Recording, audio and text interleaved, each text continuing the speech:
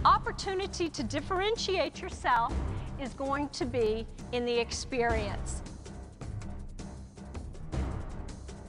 Where you want to be is on that far left side, the loyal customer. It's not just by luck, it's planned and it's managed.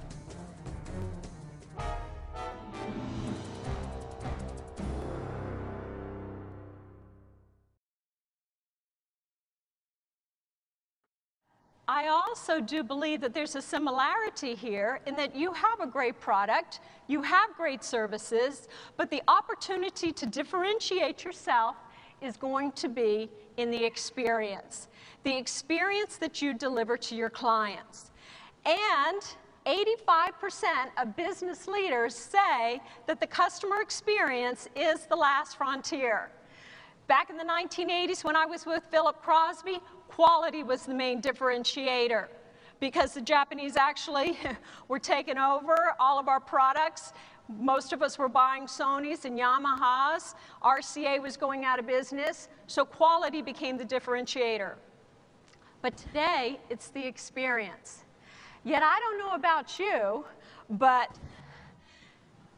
this is what I see a lot of, that it's all talk. That there's a lot of strategic meetings to talk about saying that the customer client service is the next initiative and it's the key element to our success, but it doesn't get executed throughout the entire organization. In fact, I think customer service has gotten so bad these days, if I go to a Burger King and get a smile, I feel like I got a gift. So it doesn't take a lot, but it does take some effort. And so I refer to it as enculturating. Now, that's not a word, so don't go looking it up in the dictionary. But to me, what it means is it just becomes ingrained that this is how you do things around here, that this is our DNA.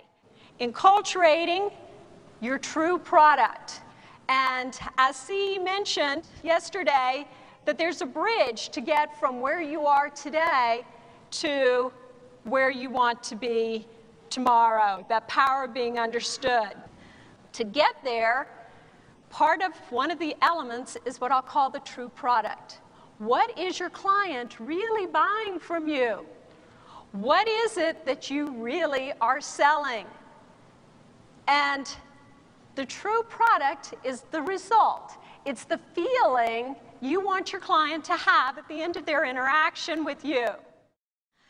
It has 4 critical elements to it.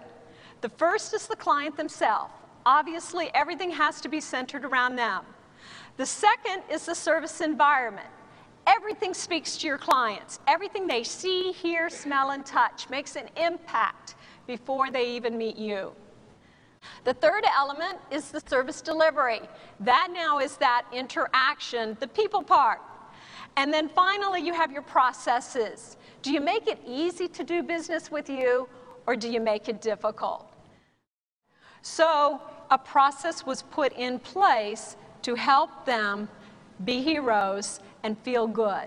And when that starts to happen with your staff, with the rest of your employees, it builds. It becomes contagious.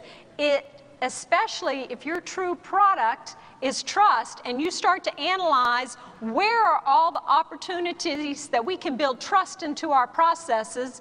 Where's the opportunity to build trust into exceeding expectations in our service delivery, and where can we build trust into our service environment? It has a cumulative effect.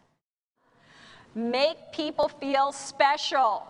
Too much of today's world is next, next, next in line. I'm just one more transaction. You're looking to help people feel separated and that you have taken this opportunity to make them feel special.